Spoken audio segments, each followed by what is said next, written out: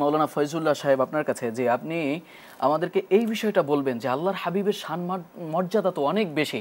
যদি আমরা আল্লাহর হাবিবকে মানি বা আল্লাহর হাবিবের অনুসরণ করি তাহলে তো আমাদের মান মর্যাদা অনেক বেড়ে যাবে, তাই তো?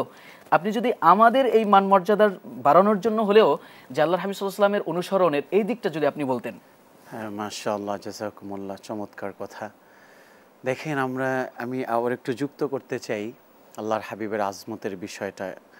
নবী করিম সাল্লাল্লাহু আলাইহি ওয়াসাল্লাম কত আজমতওয়ালা নবী, তার সুন্নতকে অনুসরণ করলে মানুষও আজমতওয়ালা হয়ে যায়। সুবহানাল্লাহ।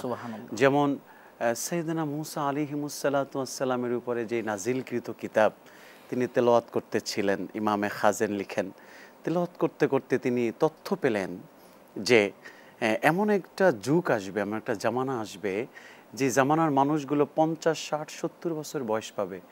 তিনি দেখে আশ্চর্যিত হলেন যে এত কম বয়সী মানুষ, উম্মতগুলো কার? তিনি দেখলেন আল্লাহর হাবিব সাল্লাল্লাহু আলাইহি ওয়াসাল্লামের। সুবহানাল্লাহ।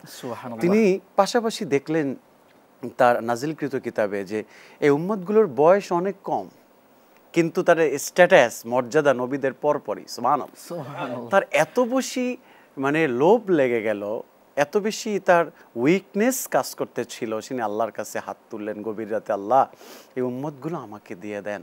একবার না, দুইবার না, ইমামে কাস্তালানি লিখেন 9 বার চেয়েছে, আল্লাহ তাআলা কথা বলছেন না। এক পর্যায়ে তিনি দোয়া চেঞ্জ করে আল্লাহর কাছে বললেন, আল্লাহ উম্মতগুলো তো আমাকে দিলেন না, হাত্তা তামান্না মূসা আইয়াকুনা মিন উম্মতি মুহাম্মাদিন সাল্লাল্লাহু আলাইহি ওয়াসাল্লাম। আয় আল্লাহ, আমাকে তো উম্মত দিলেন না, তবে আপনার কাছে ফরিয়াদ, এই জামানার নবী আমি হতে চাই না। আমাকে যদি স্যাটিসফ্যাকশনে রাখতে চান, স্যাটিসফাই দেখতে চান, তাহলে আমাকে ডেফিনেটলি আল্লাহর হাবিবের উম্মত বানিয়ে দেন। সুবহানাল্লাহ। সেই নবী আমাদের মর্যাদাকে সমুন্নত করার জন্য কিছু টিপস আমাদেরকে দিয়েছেন। যদি আপনি দেখেন বুখারীর কিতাবুল ঈমানের 25 নম্বর হাদিস যদি আমরা দেখি, নবী করিম রাউফুর রহিম সাল্লাল্লাহু আলাইহি ওয়া আলিহি ওয়াসাল্লাম তিনি বলেছেন, সালাসুম মান কুন্না ফীহি ওয়াজাদা হালাওয়াতাল ঈমান। যেই ব্যক্তির মাঝে 3টি ফিতরত থাকবে, 3টি গুণ থাকবে, 3টি মানা থাকবে, in the day of judgment, কিয়ামতের ময়দানে, আনা মুবাশশির ওয়া আনা মুবাশশির, আমি মুবাশশির হয়ে তাদেরকে সুসংবাদ দিয়ে ডেস্টিনেশন জান্নাতে ঢুকাই দেব। সুবহানাল্লাহ। সেই গুণ 3টি কি? নাম্বার 1, মান কানাল্লাহু ওয়া রাসূলুহু আহাব্বা ইলাইহি মিম্মা সিওয়াহুমা।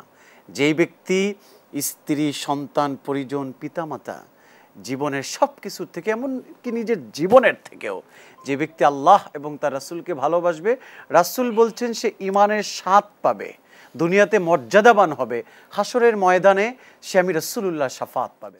জি মোহতারাম, আপনাদেরকে অসংখ্য ধন্যবাদ আমাদেরকে সময় দেওয়ার জন্য।